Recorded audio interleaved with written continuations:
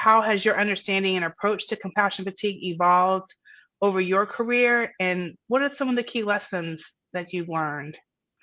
So I had like heard about compassion fatigue and I thought that like, oh, that's like when nurses get tired of what they're doing. I didn't realize there was a whole definition and there were actual symptoms and things like that. But I think honestly the biggest insight that I've gained is that I have struggled with compassion fatigue. I really did not know that until I set out on this training journey. It wasn't something I intended to discover about myself.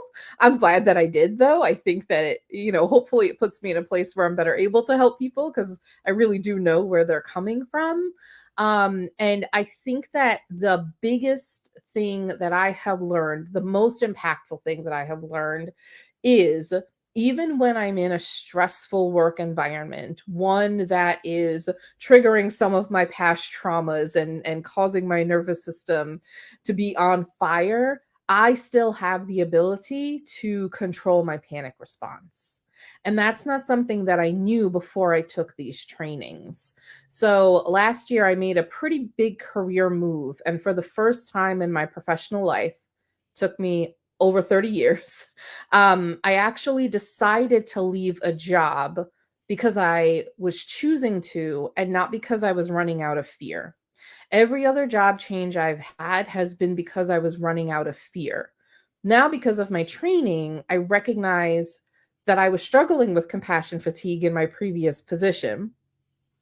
So I decided to leave because it was no longer suiting me.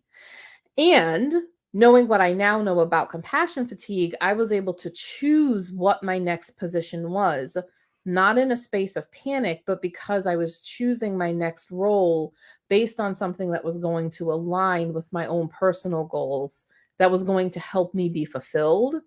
And let me tell you, when you're actually making that choice as opposed to doing it from a place of fear, it is a game changer. And so I would encourage folks, if any of this is resonating with you, do a little bit of research. Dr. Eric Gentry's work, I have his book sitting right here, on professional resilience. It really is transformative. And my favorite thing about it is that it's empowering and it helps people be able to see that even in a hospital where the administration is treating you terribly, even in a school where you're working with just traumatized kids day after day after day, you can still find fulfillment in the work that you do. You just need a little bit of help to get there.